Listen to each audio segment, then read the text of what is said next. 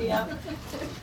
All right, guys, we are in chapter 8, the seventh seal. We've had a little bit of a hiatus while those of God, the spiritual Israel, has been sealed and protected from what's coming, and so here's what's coming. So if I get somebody to volunteer to read chapter 8, the whole thing is 13 verses, that would be great. You know, I haven't heard from Kevin in a while. You guys have been quiet back there. Mr. Kevin, can you do that? No, thank you. There you go. That's a big hard pass. Kevin passed. Thank you, though. So polite, though. I can read it. So you guys are not friends anymore. Yes. I think I've violated the friend zone there. So anybody else? Okay. When he opened the seventh seal, there was silence in heaven for about half an hour. And I saw the 7 angels who stand before God, and to them were given 7 trumpets. Then another angel, having a golden censer, came and stood at the altar. And when he was given much incense, that he should offer it up with the prayers of all the saints upon the golden altar which was before the throne. And the smoke of the incense with the prayers of the saints ascended before God from the angel's hand. Then the angel took the censer filled with the fire from the altar and threw it to the earth. And there were noises, thundering, lightning, and an earthquake.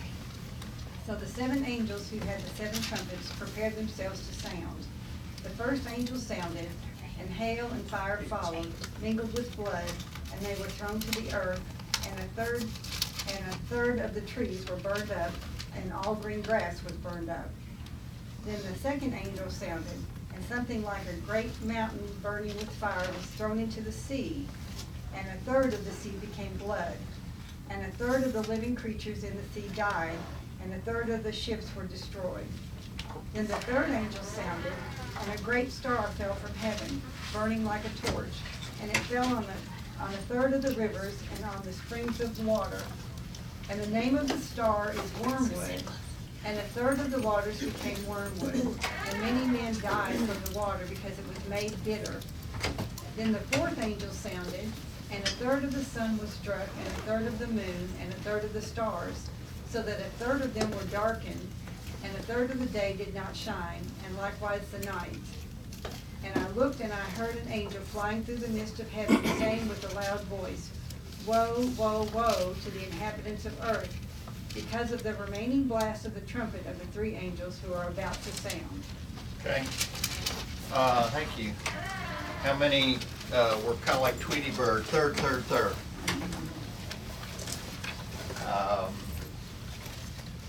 I'm one of those people that when it comes to the Bible, especially to Revelation, that believe absolutely every word is here on purpose. And there's symbolism in almost every word. So I'm going to start with that and say, okay, here the Lamb broke the 7th seal, and there was silence in heaven for about a half an hour. This is kind of like, I think, a pregnant pause. This is an air of expectation of what's about to come. How many of you attended a play where they use pause for effect? You know, don't they, have a pregnant pause? You ask somebody a question and they sit there for a while, and you're thinking, okay, what's going through their head? What if they sat there for a long time? What's going through their head? What are they thinking? So I think this is an indication that there's something big about to happen. And 7 trumpets were given to them. So here we have this perfect, and we've seen trumpets before. We'll get to that in just a minute. They're a perfect announcement. 7 is the perfect number, and therefore here is a holy, perfect announcement just to come. Another angel stood at the altar holding a golden censer, and much incense was given to him so that he might add it to the prayers of all the saints on the golden altar which was before the throne. So Again, like we saw, those saints that were below the altar, their smoke was prayers, and here's one of those places where it connects those two. So go back to Leviticus 10:1. Aaron's sons Nadab and Abihu took their censers, put fire in them, and added the incense, and they offered unauthorized fire before the Lord, contrary to his command.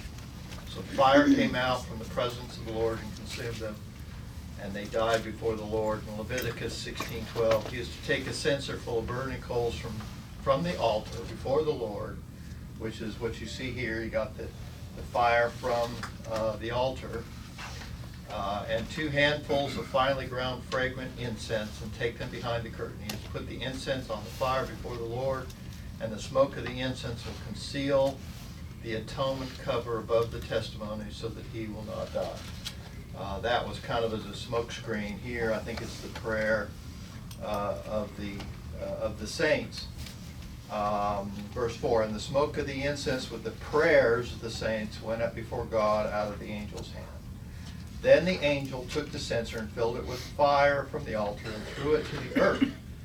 And there followed peals of thunder and sounds, flashes of lightning and earthquake. So this section here is where a lot of people, you know, our history of our earth, if you look back, may have included large meteorites hitting the earth. Certainly we can see some evidence in Crater Lake, I think it's Oregon, this big hole.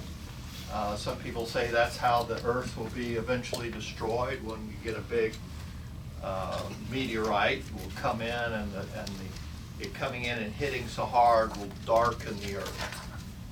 And a lot of people look at these things and say, well, this sounds like this mountain that's on fire that is hurled into the sea poisons the sea, and everybody says, well, that's a meteorite. But I take these things as symbolic. These are symbols of something he wants to communicate as a concept, not a physical thing. So we have thunder, rumblings, flashes of lightning, and an earthquake. These are symbols of judgment. And you go back to chapters 4 and 5. Let's go to Luke 18:1-8. Then Jesus told his disciples a parable to show them that they should always pray and not give up. He said, in a certain town there was a judge who neither feared God nor cared about men. There was a widow in that town who kept coming to him with the plea, grant me justice against my adversary. For some time he refused, but finally he said to himself, even though I don't fear God or care about men, yet because of this widow keeps bothering me, I will see that she gets justice, so that she won't eventually wear me out with her coming. And the Lord said, listen to what the unjust says. And God, and will not God bring about justice for his chosen one, who cry out to him day and night? Will he keep putting you off? I tell you, he will see they get justice and quickly. So I think God, when he acts, he acts. And if he says, I'm going to act, he's going to act. I think this announcement is a pronouncement of a coming act. So let's look at trumpets. Let's look at the use of trumpets in Scripture. If we're going to say this trumpet is announcing something, what could it be announcing? Number one, it could be warning. Here from Amos, Hosea, and Ezekiel, when a trumpet sounds in a city, do not the people tremble? When disaster comes to a city, has not the Lord caused it? Hosea 5:8, sound the trumpet in Gibeah, the horn in Ramah. Raise the battle cry in Beth-aven. Lead on, O Benjamin. And Ezekiel 33:3, and he sees the sword coming against the land and blows the trumpet to warn the people. Then if anyone hears the trumpet but does not take warning, and the sword comes and takes his life, his blood will be as on his own head. Since he heard the sound of a trumpet but did not take warning, his blood will be on his own head. If he had taken warning, he would have saved himself. How many of you guys live near one of those tornado warning towers? I think everybody has to raise their hand. Okay, I guess you can. Now, ours, at one time, would actually speak. Does yours Yes, they speak? It says, tornado warning, please take shelter now. You know, my son, we lived through in Tennessee, and those tornadoes that went over Birmingham, Alabama, and wiped out most of Birmingham, came over the top of our house, and you could see them churning as they went over. We found debris in our yard from Alabama, in our yard in Tennessee. We had 7 go over that night, and those horns, 9, and those horns went off for quite a while, and we were huddled in the basement, which was unfinished at the time, right? We set up a bed down there, and we huddled down there, and these horns were going off, and he was quite fearful. Now, could that be like this to these people? At that time, when you heard a horn, it was a warning. There was an army coming. There was something coming. So it could be warning. It could be impending judgment from Joel chapter 2, verse 1. Blow the trumpet in Zion, sound the alarm on my holy hill. Let all who live in the land tremble, for the day of the Lord is coming. It is close at hand, a day of darkness and gloom, a day of clouds and blackness, like the dawn spreading across the mountains. A large and mighty army comes, such as never was of old, nor ever will be in ages to come. He's saying, I'm going to send an army in judgment against you. It could be a calling for assembly. Joel 2:15. Blow the trumpet in Zion, declare a holy fast, call a sacred assembly, gather the people, consecrate the assembly, bring together the elders, gather the children, those nursing at the breast. Let the bridegroom leave his room, and the bride her chamber. Let the priests who minister before the Lord weep between the temple porch and the altar. Let them say, spare your people, O Lord. Do not make your inheritance an object of scorn, a byword among the nations. Why should they say among the people, where is their God? It could also speak of not just a judgment, but it could speak of the final judgment. And certainly, you know, we get the symbols here of the final judgment. Trumpets will sound. We have a song that says that. By the way, that song that I was thinking of the other day, it is well with my soul.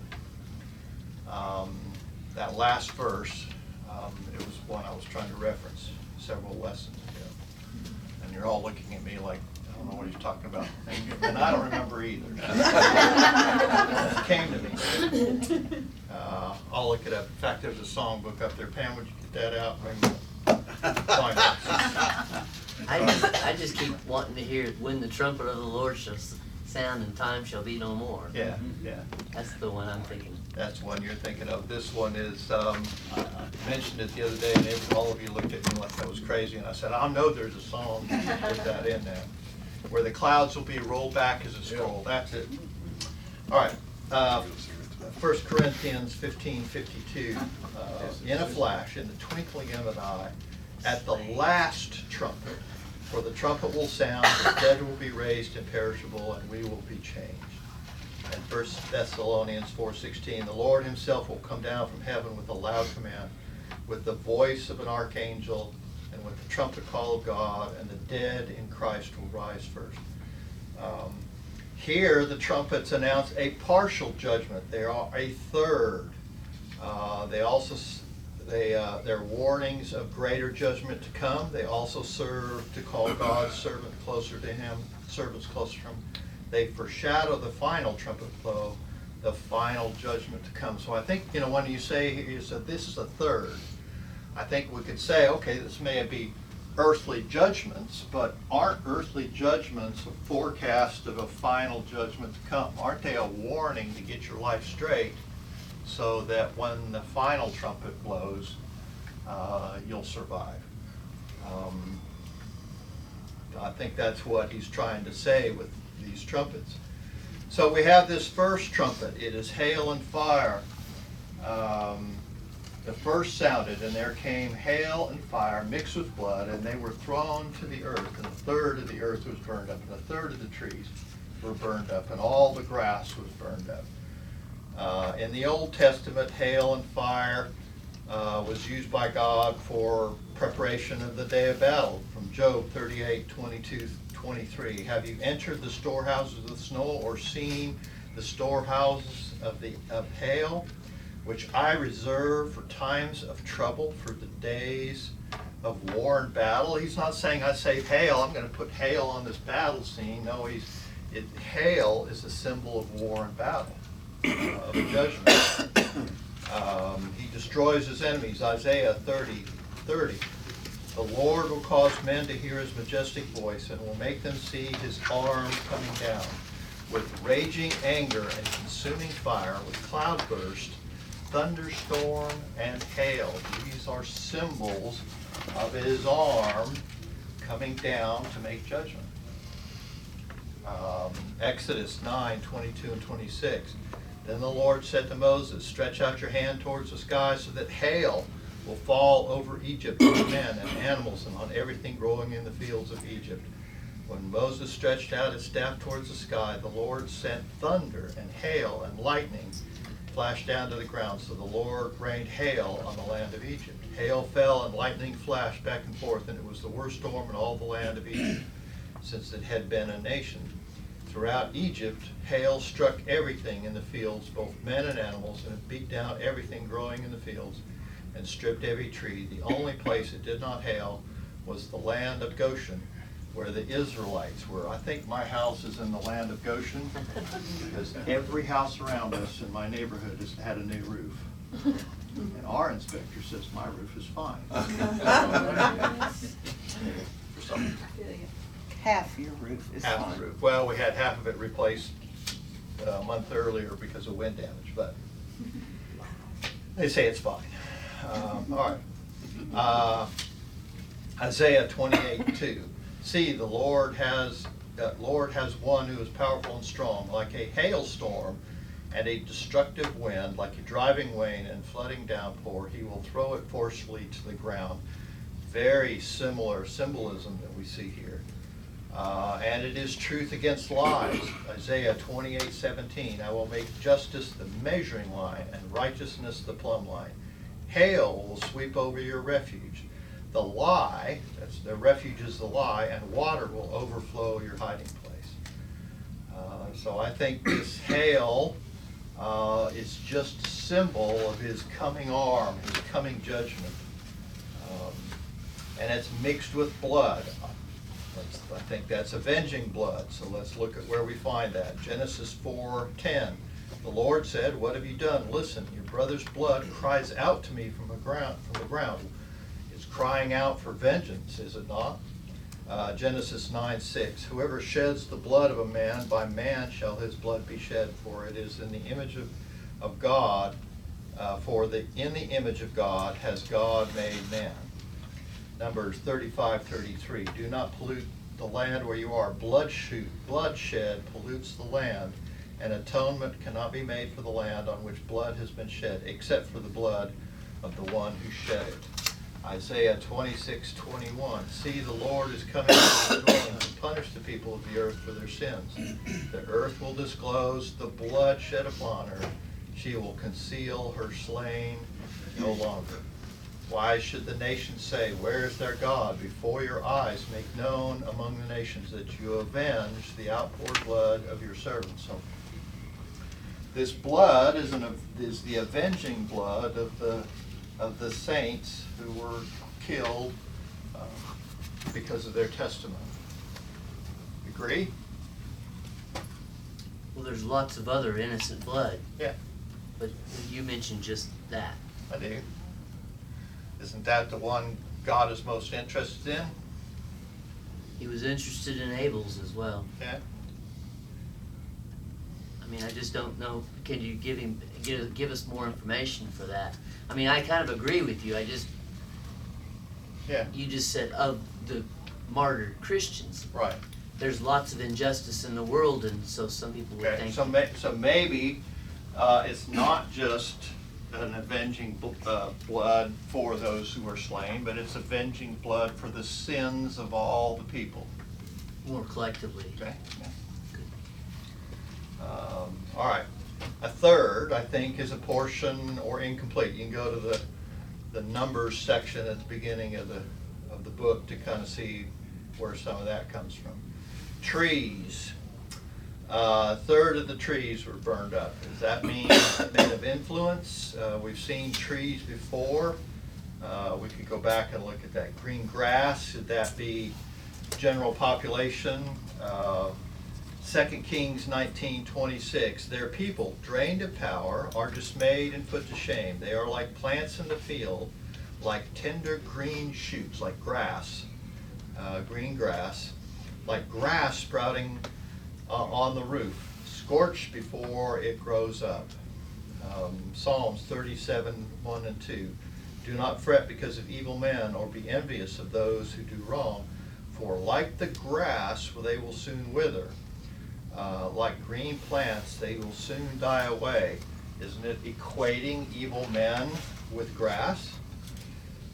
Isaiah 37:27, their people drained of power, is that the same one? Are dismayed and put to shame. I guess that's the two together, same thing as 2 Kings. I hadn't noticed that before. All right, that's the first trumpet. The second trumpet, something Steve? like a great mound. Steve? Yeah. So what's our take home from that then? Are these things that are going to happen to general population, some destructive forces that's happening to Yeah. general? Yeah, I think it's an announcement of a judgment upon, people as a whole. Okay? Won't they be withered up when God comes for his judgment? And this is past events that have happened, or? Well, I think Past, keep present, and wanting to future. place it in history. Okay? I keep saying this is a concept that God says that he will judge the world. And these are symbols of him judging the world. So this is extant. Okay, yeah. Wherever and however it comes. Now, maybe have initial fulfillment of the ills that come upon society at the time of the breakup of Rome. Maybe, Rome was so good for people. They had a lot of things that were good for people, but when it started to die out, it was terrible for people. Okay, a lot of lives were lost, and a lot of innocent lives were lost, and a lot of people were burned up. You read the book about the plagues. You read, you read the book. I mean, it was some pretty horrific times. Their system of water delivery, they just dumped bodies into the water, and cholera and all manners of disease was just piped right into cities and nearly wiped out some cities. Now, we keep seeing thirds now when you get into the second trumpet. Are these plagues or travesties or whatever we want to call them that's happening to people? Is this happening incrementally, or? I think you still want to place it on earth. I'm saying this is a concept. That's all it is. It's a concept. But there's a first and a second and a third. Yeah, yes, I'm sure. He may have said this will happen at this one point, but he also said this is what I do. This is a judgment on people for the way they have behaved and the way they've acted. And this is a symbol of an announcement of coming judgment, of an earthly judgment in order to make people change their ways, but a heavenly judgment at the end. I suppose that makes sense when you even think about Egypt. Those people were, I'm sure just licking their wounds from one series of plagues. Yeah. When the next one comes, it's going to seem like it all runs together. It does, yeah.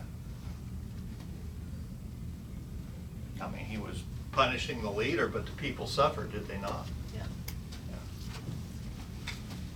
That's, don't we do that to Russia now? Will impose a sanction, or on Iran, we impose a sanction. Do you think really the people at the top are suffering? Not much. Not much, The real right? people. Yeah. It's the everyday folks that are, and that's kind of why it says, and the green grass was burned up. It says, the people are going to be affected because of this. And I think those truths are throughout history. They are You know, when you go to destroy an economy, the people are lost in that economy. My father-in-law called the other day and he says, I was just shocked. He went to Walmart to get a turkey and he was shocked at the price. You know, I don't know, some of you may be shocked at that kind of stuff. I know every time I have to fill up my truck with $4.50 a gallon diesel and runs to 3 digits, it hurts a little bit. So. Makes me mad he Relatively stops still at that. cheap though, when you think about other prices. Yeah, I mean, you go to Europe, I remember going to England with my dad, we rented a Volkswagen and it was, it came to about $18 a gallon at the time. But they didn't have, you know, you can drive the length of England in the time you can drive from Dallas to Houston. It's just different parameters, and the car's got good gas mileage and those kinds of things. They were small little tin cans, but that's what you had to do because of the cost.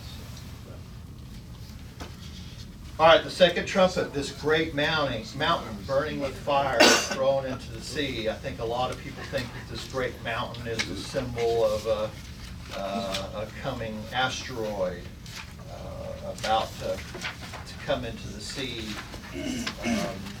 Again, I go to a mountain that we've already seen in back a few pages, that means regime or a nation or an empire. The sea again is the symbol of society, so we can infer that the nations lose their place in society or lose their place as leaders in society. And certainly, if you look back to Roman history, looked in my library for that book I used on Roman history, if anybody wanted to read it. But you can certainly see these things happening in that society. And I think we see even some of that today.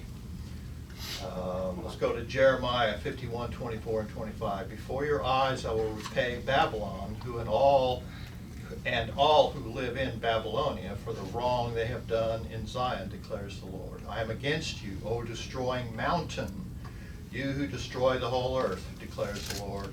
I will stretch out my hand against you, roll you off the cliffs, make you a burned out mountain. Is that a symbol of this burning mountain falling to the earth?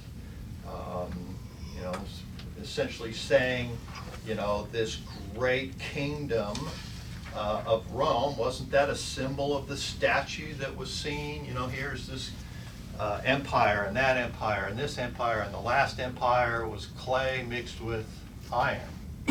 Wasn't that the Roman kingdom? Didn't he say that too would be destroyed?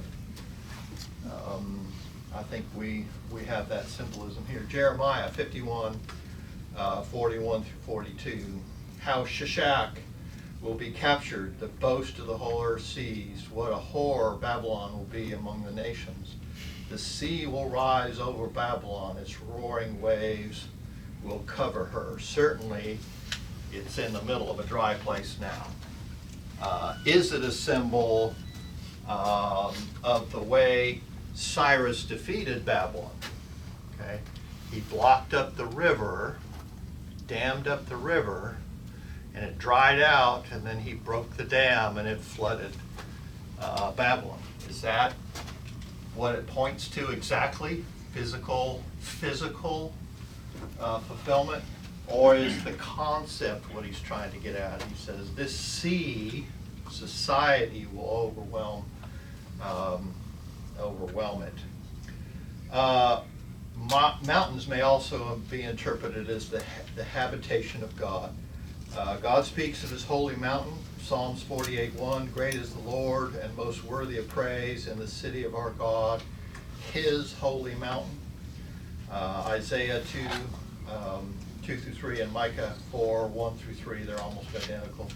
In the last days, the mountain of the Lord's temple will be established and chief among the mountains, and it will be raised above the hills, and all nations will stream to it. Many peoples will come and say, come, let us go up to the mountain of the Lord, to the house of the God of Jacob, and I will teach he will teach us his way so that we may walk in his paths. Isaiah 11:9, they will neither harm or destroy on all my holy mountain, for the earth will be full of the knowledge of the Lord as the waters cover the sea. And then in Hebrews as well. If there are therefore holy mountains, and he says there are other mountains, it'll be chief among all the mountains, are there mountains for other gods? Isaiah 41:15, all who rage against you will surely be ashamed and disgraced, for those who oppose you will be as nothing and perish. Though you search for your enemies, you will not find them. Those who wage war against you will be as nothing at all. For I am Lord your God, who takes hold of your right hand and says to you, do not fear, I will help you. Do not be afraid, O worm Jacob, O little Israel, for I myself will help you, declares the Lord, your Redeemer, the Holy One of Israel. See, I will make you into a threshing sledge, new and sharp, with many teeth. You will thresh the mountains and crush them, and reduce the hills to chaff. Is he really talking about threshing mountains, or is he talking about getting rid of the quote mountains of other gods, or the establishment of false gods? Their power Isaiah- over the people?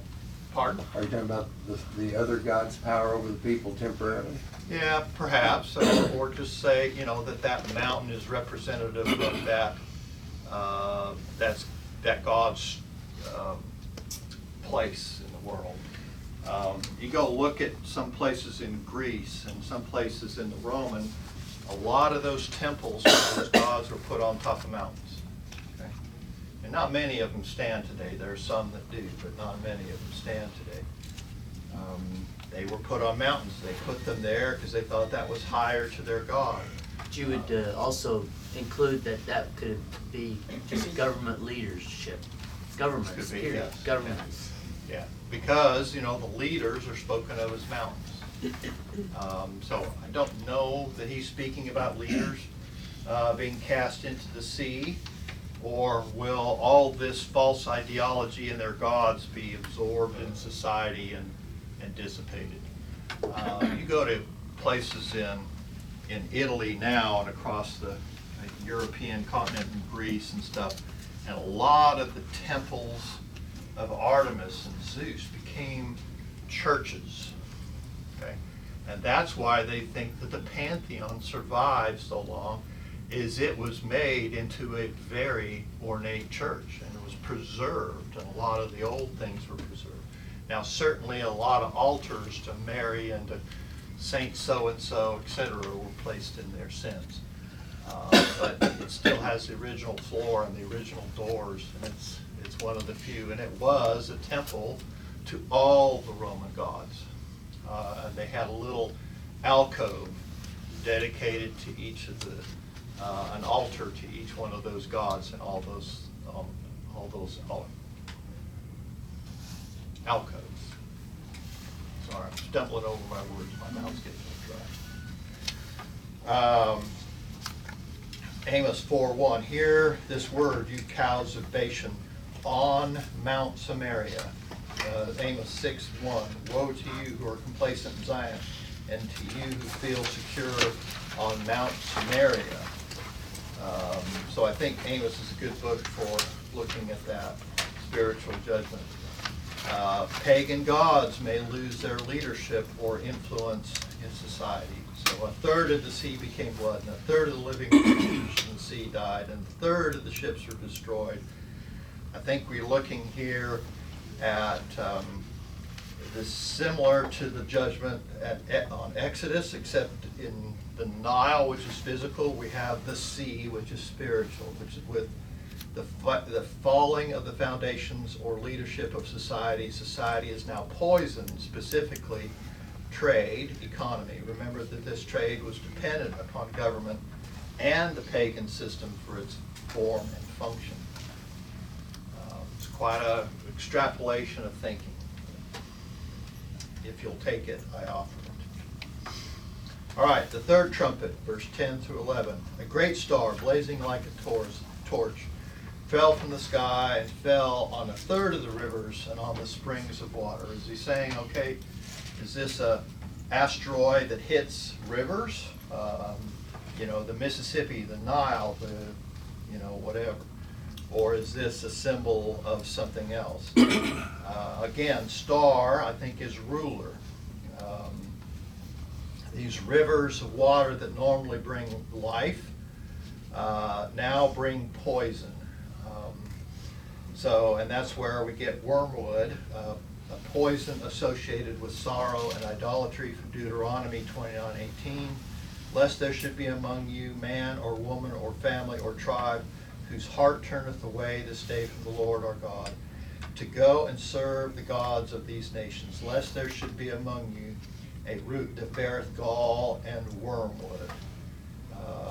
In the NIV, it's written as bitter poison. Jeremiah 23:15. I have seen also in the prophets of Jerusalem a horrible thing. They commit adultery and walk in lies. They strengthen also the hands of evildoers, that none doth return from his wickedness. They are all of them unto me as Sodom, and the inhabitants thereof as Gomorrah. He says, I look at them like I did Sodom and Gomorrah. Therefore, thus says the Lord of hosts concerning the prophets, behold, I will feed them with wormwood and make them drink the water of gall, for from the prophets of Jerusalem this profaneness gone forth into all the land. He's saying, I'm going to poison their thinking, their speech, and they'll no longer have good influence on men. They have bad influence on men. But the wormwood could be actually just teaching. Yeah. Bad teaching. Poisonous Bad teaching. teaching. The fourth trumpet, and then we'll be done with class for today with chapter 8. Sun, moon, and stars, and the light. The fourth, on verse 12, the fourth angel sounded, and a third of the sun, and a third of the moon, and a third of the stars were struck, so that a third of them would be darkened, and the day would not shine for a third of it, and the night in the same way. These are the sun, moon, and stars are rulers and leaders, and their light, which is the good that comes from them, is hampered.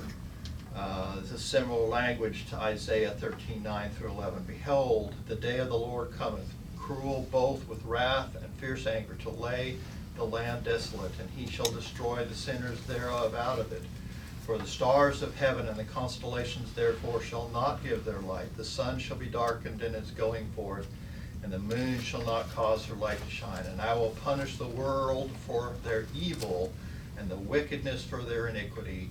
And I will cause the arrogancy of the proud to cease, and I will lay low the haughtiness of the temple, of the haughtiness of the terrible. So here he equates this darkening of stars of heaven with this punishment of the world and its leaders. Here we have three woes. Here's the three woes of heavenly. How many did Jesus issue? When he said, woe to you, scribes and Pharisees, how many was that? 7. 7. I don't think that's an accident. So here's how I come up with the summary of chapter 8. Judgment is soon to come upon the earth. Trumpets announce the judgments and serve as warnings of greater judgment to come. They also serve to call God's servants closer to him. They foreshadow the final trumpet blow, the final judgment to come. God will avenge the society that kills the righteous. Society will fall apart. The house of cards of organized society and its prop of paganism will fail.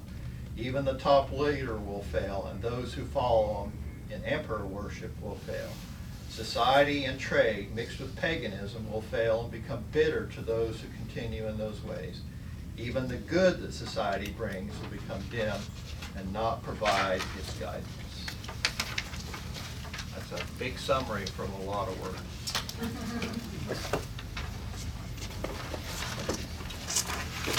concepts. Concepts applicable to all. I think so, timeless. Timeless. I like the word timeless. You weren't here last week, so. Thank you. I'm enjoying that already. I got another one, so if anybody wants to tackle me for it. Well, Buddy? it's been 2 weeks.